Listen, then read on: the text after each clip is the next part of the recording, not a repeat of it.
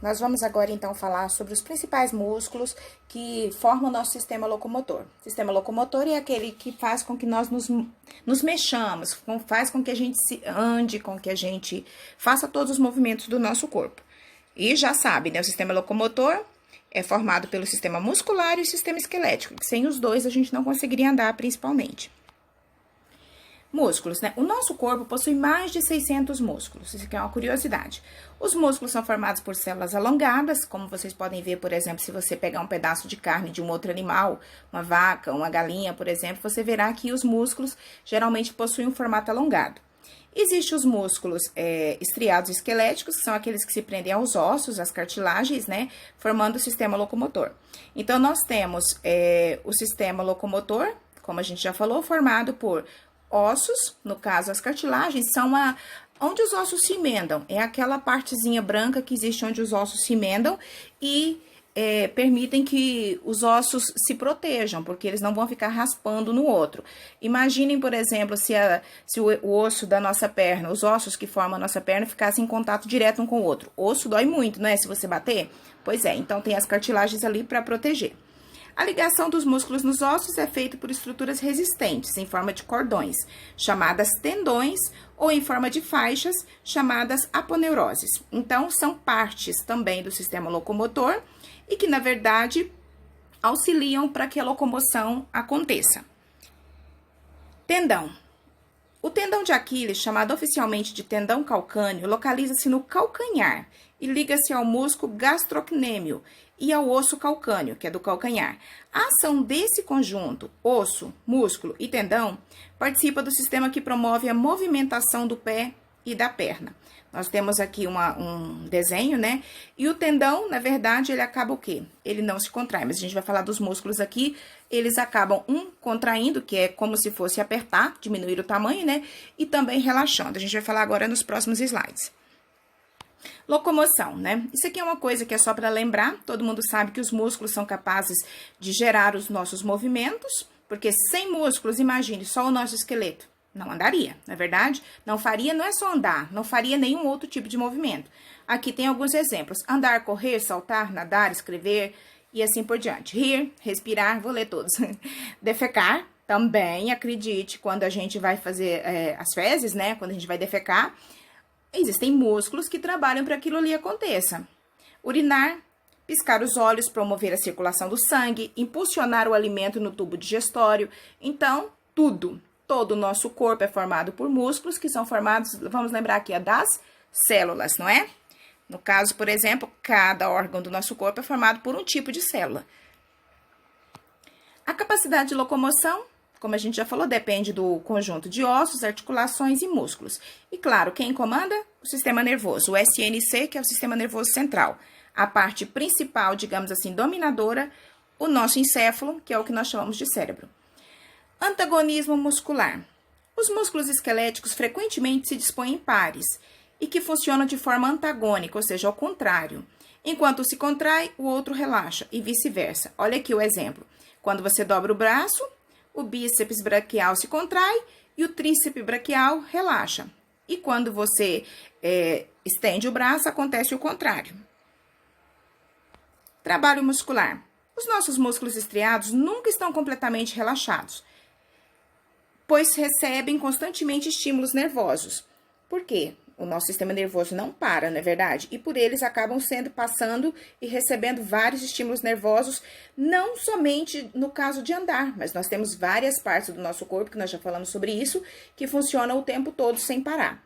Esse estado de ligeira contração dos músculos, mesmo em repouso, é chamado de tônus muscular. Então, o que é tônus muscular? É um estado de contração dos músculos que, apesar de você não estar se movimentando, ainda neles acontece a passagem de impulsos nervosos. Deixando de receber estímulos nervosos, os músculos se tornam inertes e atrofiam. Seria, por exemplo, o fato de uma pessoa que permite que acontece um acidente, por exemplo, e ele não consegue andar mais ou demora muito para andar. Quando ele conseguir se mexer com as pernas, por exemplo, ele vai ter que fazer fisioterapia para que os músculos retornem ao normal, se possível, porque eles vão sim atrofiando com o passar do tempo. A Após um acidente que danifica os nervos, que envia estímulos para os músculos, eles perdem a capacidade de se movimentar e atrofiam. O trabalho de fisioterapia é muito importante para recuperar o tônus muscular e favorecer a volta dos movimentos. Lembra, tônus muscular é a capacidade que os músculos têm de continuar a receber e passar impulsos nervosos, independente deles estarem efetivamente em movimento ou não. Por exemplo, por mais que você esteja sentado, não está mexendo as suas pernas, se a sua medula, se todo o seu sistema nervoso está normal, você vai acabar sempre passando ali, você não vê, lógico, né? Mas sempre está passando ali impulsos nervosos, porque não é só movimento que faz com que os impulsos nervosos passem pelo nosso corpo, não é verdade? E a pessoa que acaba por ter algum acidente que atrapalhe essa passagem dos impulsos nervosos, o que normalmente acontece é quando há algum problema na medula, né? Que, digamos assim, está ligada diretamente ao cérebro e que faz essa transmissão de impulsos nervosos. Então, quando acontece algum acidente com a medula, por exemplo, a pessoa pode perder esses movimentos e, se demorar muito para conseguir recuperar, acaba tendo esses músculos atrofiados.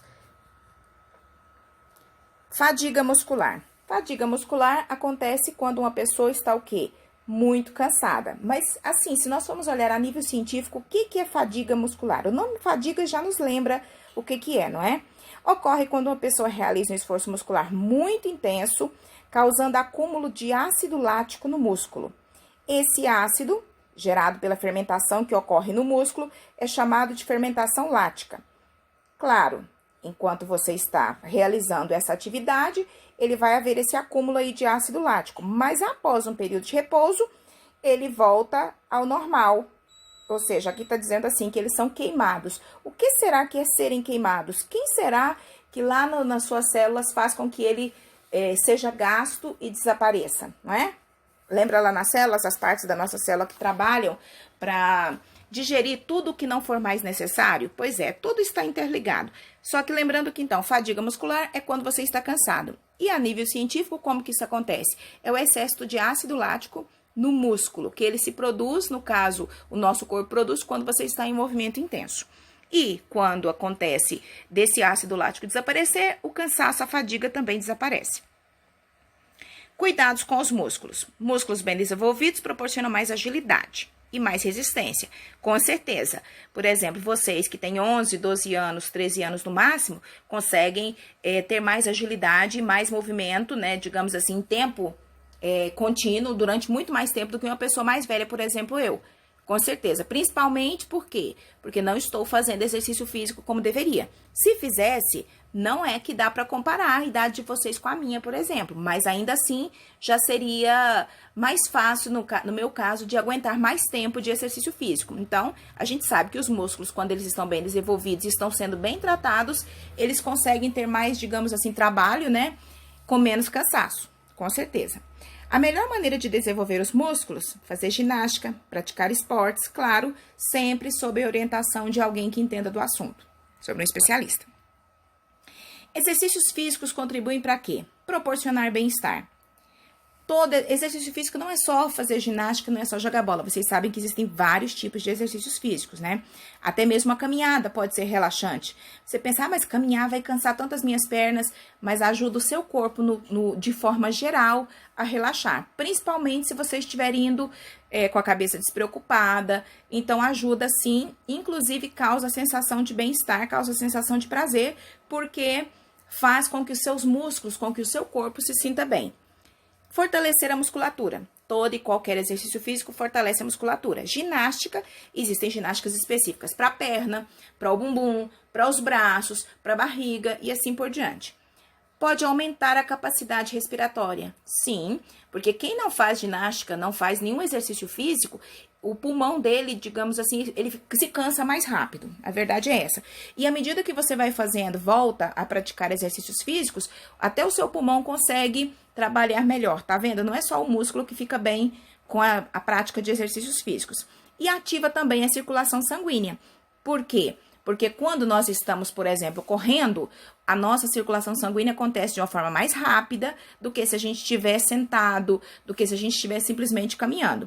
Então, exercícios físicos contribuem para várias coisas e, claro, todas elas têm a ver com a nossa saúde.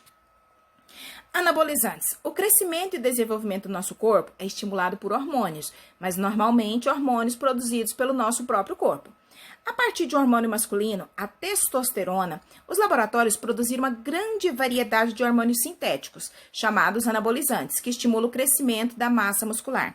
Há muitas pessoas que usam anabolizantes em academias para poder ter essa massa muscular, eles falam tônico muscular, não é? De uma forma mais rápida. O que não é interessante, como nós já falamos nos capítulos anteriores das aulas, é que, no caso, por exemplo, a pessoa pode ficar viciada, né? Pode ficar dependente do uso desses anabolizantes e, como não é um hormônio natural, em alguns casos, se a pessoa deixar de utilizar, pode acontecer de perder uma parte daquela massa muscular que ele ganhou, porque esse hormônio não é natural do corpo da pessoa. Não é, todos os homens produzem testosterona, por exemplo, só que essa do anabolizante é como se fosse assim, a testosterona de 100 dias em um dia, como se fosse essa produção aí. Aí, como não é normal, o nosso corpo pode rejeitar se houver falha na entrega, digamos, desse anabolizante todos os dias. Acontece bastante, a pessoa usa muito anabolizante, depois ele para de utilizar e pode acontecer de diminuir um pouco, ou até mesmo todo da massa muscular que ele ganhou, não da dele, porque aqui é natural, né? Porque isso aqui não é um processo natural. E às vezes varia de uma pessoa para outra, né? Mas às vezes o organismo não assimila e fica com essa alteração ali como se fosse natural. Efeitos colaterais dos anabolizantes. No homem, crescimento das mamas. Pode crescer peito. Não quer dizer que aconteça em todas as pessoas, mas pode acontecer. Atrofia do pênis e dos testículos. O que é isso? Atrofiar. Atrofiar quer dizer diminuir. Aumento da possibilidade de desenvolver câncer de fígado e de próstata. Olha que mal. Hipertensão, problemas cardíacos. E aqui não falamos da dependência, né? Mas vocês já estudaram no capítulo passado que pode também causar dependência. Na mulher, pode causar alterações no ciclo menstrual. Claro, se tem alguns anabolizantes que são feitos, produzidos a partir da ideia da testosterona, então, no caso, testosterona no corpo de uma mulher pode dar problema. Crescimento exagerado dos pelos, porque a testosterona faz isso com os homens, e no caso da mulher, se ela recebe uma dose, mesmo que seja pequena, da testosterona, vai acontecer isso com ela. Aumento da possibilidade também de ter câncer de fígado nos órgãos genitais, hipertensão, problemas cardíacos, hipertensão, gente, é pressão alta, tá? E também a questão da dependência. Aqui nós temos, eu mandei esse arquivo para vocês junto com a atividade dessa semana. Aqui nós temos os nomes dos principais músculos esqueléticos, tá? Vocês precisam só olhar, porque vocês terão atividades para fazer com eles, mas eu sei que vocês não vão conseguir decorar todos eles agora, mas com o tempo, quando a gente for estudando de novo, vocês vão acabar decorando vários desses, não é? Aqui, os principais músculos esqueléticos também, só que de uma forma mais do que no primeiro slide. Deixa eu voltar aqui, tá vendo? Agora aqui temos os músculos em separado. Esse músculo aqui que está indicado pela seta, observem. Ele é o esternocleidomastoideo. Nome feio, não é? É difícil até de pronunciar. Mas é esse músculo aqui, tá vendo? Que faz com que ele está ligado da cabeça até aqui na nossa frente, até o pescoço todo, não é? Então, ele permite os movimentos do pescoço e, claro, faz a junção da nossa cabeça com o nosso pescoço. Peitoral maior. Observe que a maioria dos músculos tem o nome, tirando esse primeiro ali, mas tem o nome que tem a ver com o local onde ele está. Peitoral maior, no de lá, né? Peitoral menor. Bíceps, esse dá pra gente decorar, não é fácil, porque eu sei que vocês já conhecem esse nome. Bíceps e tríceps, que são os do braço. Deltoide, que fica parecendo uma manga aqui, né? Nos nossos ombros. Trapézio, porque ele meio que tem uma forma de um trapézio, e ele está aqui nas nossas costas também, ligando a cabeça ao corpo. Tríceps braquial, observem aí que nós tínhamos o bíceps ali na frente, né? E agora temos o tríceps. Reto abdominal, é o da barriguinha, aquele que a gente tem que malhar bastante quando quer acabar com a barriguinha. Observe esse homem aqui, tem o que nós chamamos de barriguinha de tanquinho, não é? No caso, isso é um desenho. Nós temos aqui o reto femoral, que já é na perna. Observem ali que ele está ligando a parte de cima da perna, a parte de baixo, é o que nós chamamos de coxa, né? Vasto medial, ele está aí já chegando bem próximo ao joelho. Vasto lateral, que é na mesma parte, porém do lado de fora da nossa coxa. E fim. Então, meninos, aqui nós falamos sobre os principais músculos, né? E eu espero que vocês leiam o texto que eu vou mandar para vocês também, junto com esse arquivo e com o vídeo. E qualquer dúvida, já sabem, eu estou à disposição de vocês. Beijo e até a próxima.